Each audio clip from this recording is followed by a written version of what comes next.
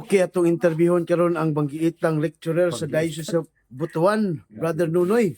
Bro, naay pangutana bro, matud pa sa mga dili nato nga kini ko yung pag-celebrate ugma sa pistahan sa Valentine's Day. Usa ko kapagano bro, unsa ka tinuod ni ang ilang mga pasangil para nato sa simbahang Katoliko?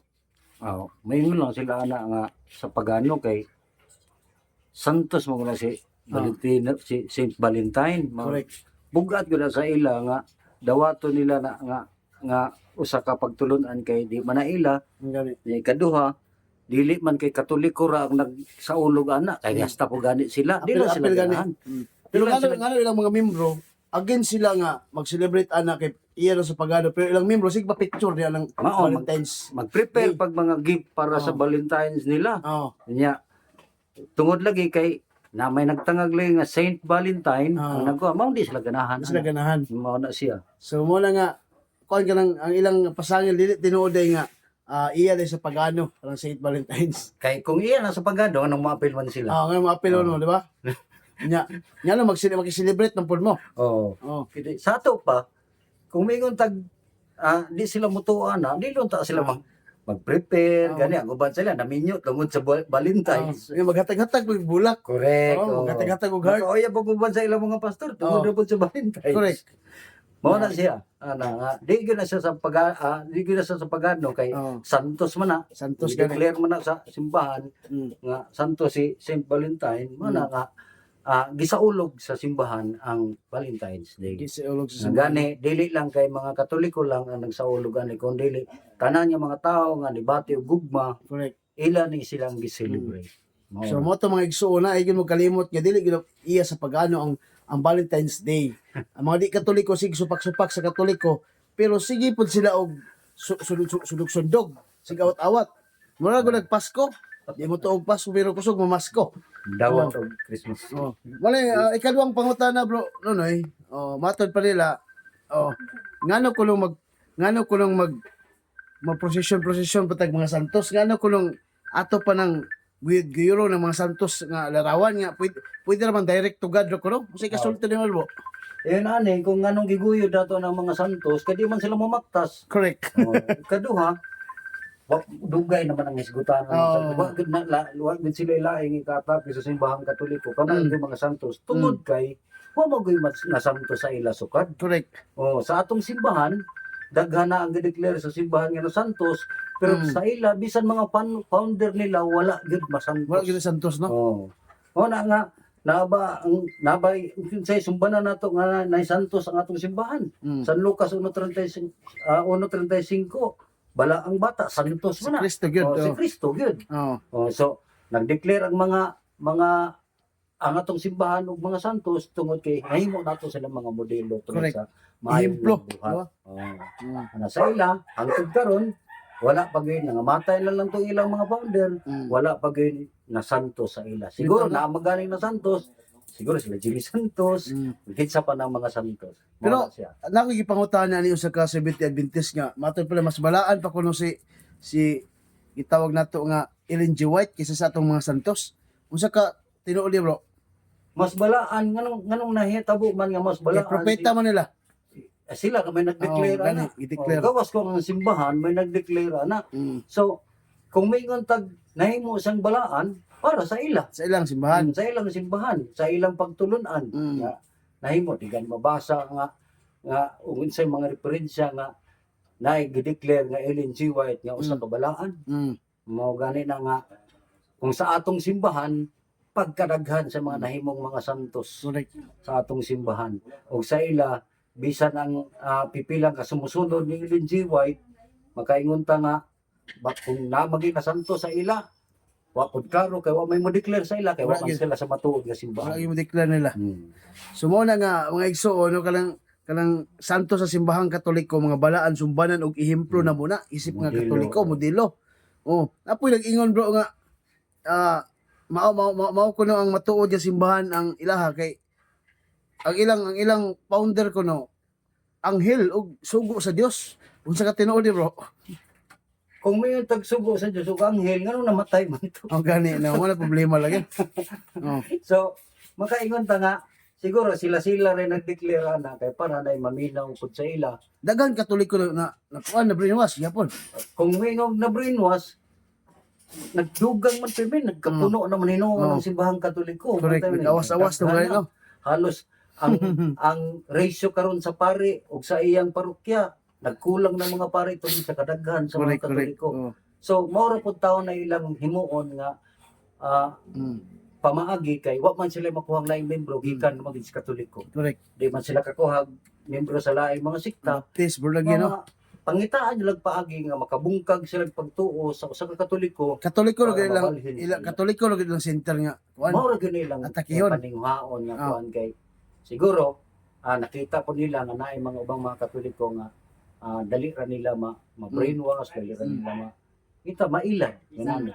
Labi na kay maayo sila manulti. Oh. Pero ang tinuod yun na kung ikaw na sa matuod nga simbahan bisan pag kinsang musaka sa tugkaran o sa imong panimalay basta ligon imong pagtuo o imong gibarugan nga ang imong gituuhan nga simbahan tinukod ni Kristo tumala sa Mateo 16:18 nga kini nga gingharian gisugo niya pagpangita sa Mateo 6:33 nga unahan niya pagpangita ang gingharian o kini nga gingharian sumala sa Pinadayag Kapitulo 5 versikulo 10 gingharian sa mga pare. Correct.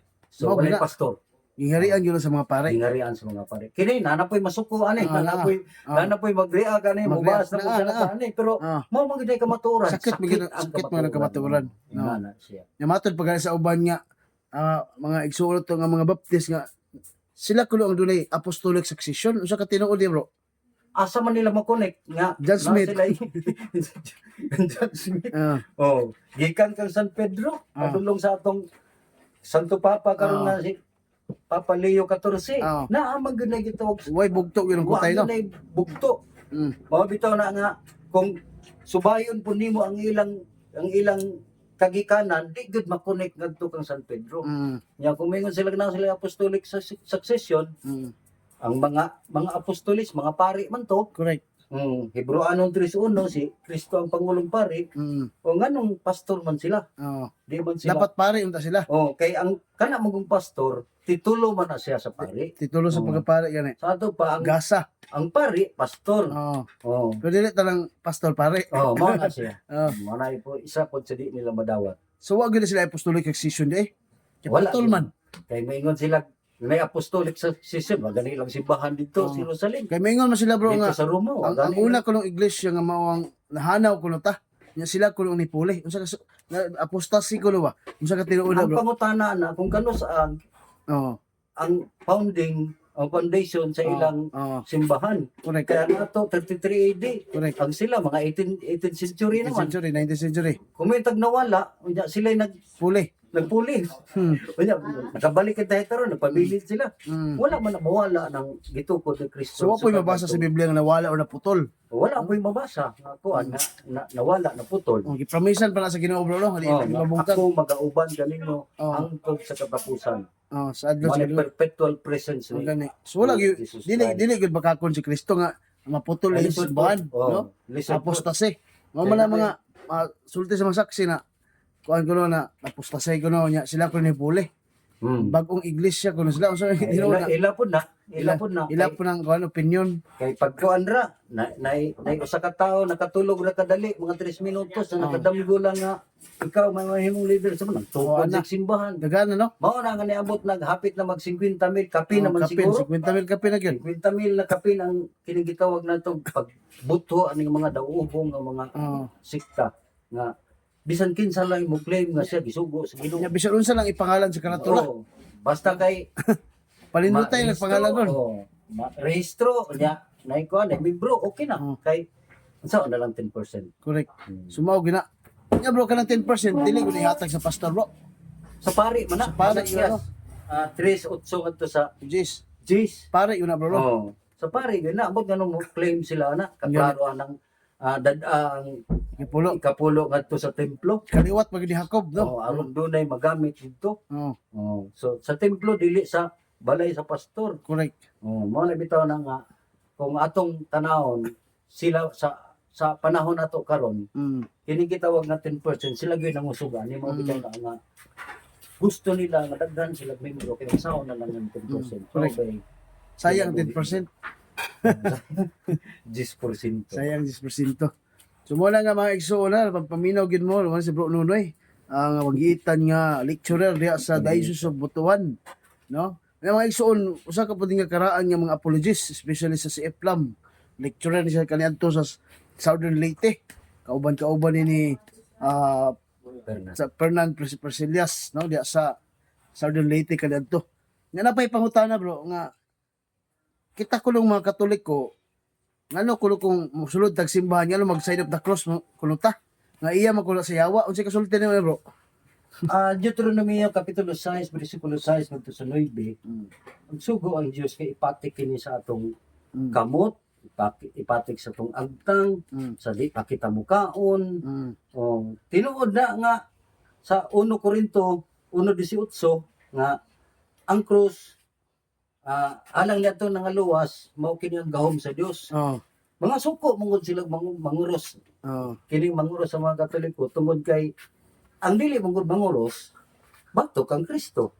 Mao na nga kitang mga Katoliko kita nga manguros ta kay sugo man ni sa ako nagikan Deuteronomy kapitulo 6 bersikulo 6 ngadto sa 9. Mao na nga sa tanang buhaton na disir ka mangaon, na disir ka matulog, atong gipatik ang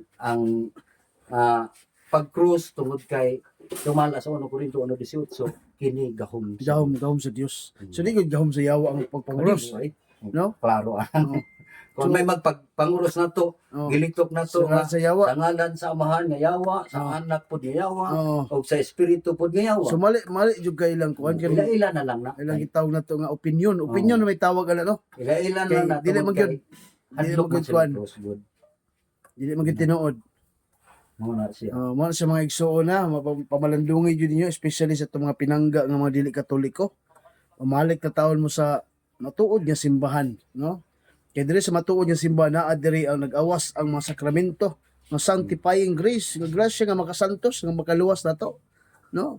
Wala nga bro, mingon pa sila bro nga ang lawas ni Kristo simbolo bro. Unsay kasulti naman ni bro? Tinuod ba gyud nga simbolo ang lawas ni Kristo?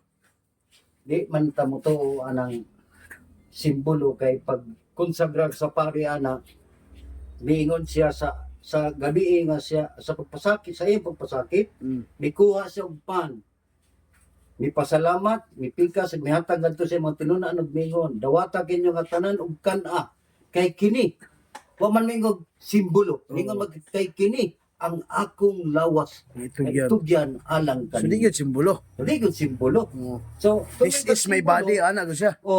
kami tag Do simbolo this in memory of me. diha bitaw nahitabo ang gitawag non-evidential miracle sa pagkonsagrar sa pari. Kay nga naman, nabalhin ngadto sa matuod nga lawas ug dugo ni Kristo ang pan ug bino. So gitawag siya non-evidential miracle tungkay dili makita sa tong mata. Correct. Pero Walang misteryo kay ipakita ang tunga pa. mao bitaw na nga inig pakalawat sa atong mga Katoliko mayroon ang kaabag ang lay minister ang pari ang lawas ni Kristo ang atong tubag amen. Amen. But pasabot oo tinuod gayud. Tuo kita. Nagtuo ta. Kay nga na siya, matuod yun na, dili gina sa simbolo. Correct. Dia ang word nga transubstantiation. Ingon si Kristo nga, ako ang pan sa kinabuhi. Wa man mag-ingon nga, Simbolo. simbolo. Nya kay ilang gamiton bro kay coke sugis kay plakis man bro. Usa ka tinuod ni bro. O nakasuri bitaw kog simbahan sa una, nag-waiter pa ko adto, giuban ko nila sa kuan. Tinuod nang gipahan gid nila og kanang Skyplex. Skyplex niya. Mao tay pag-celebrate kintahay nila. Walay konsagrasyon na hitabo. Last week of the month raman na buhaton kas aras sa Abuton kabuan. sa tong adlaw ato nga giuban ra ko niya niyang siya. Pero sa ato mga Katoliko mao gid kini ang kanang sa Santos nga misa mao gid na ang atong gituohan nga panagtagbo sa langit ug sa yuta sa Santos. So mo wala mga igsuna unsa ka importante ang Holy Eucharist especially sa atong pagkatuo ang Katoliko. Thank you so much Brother Nunoy. Welcome. Sa nindot kayo nga tubag may tungod sa mga pangutana sa mga di Katoliko.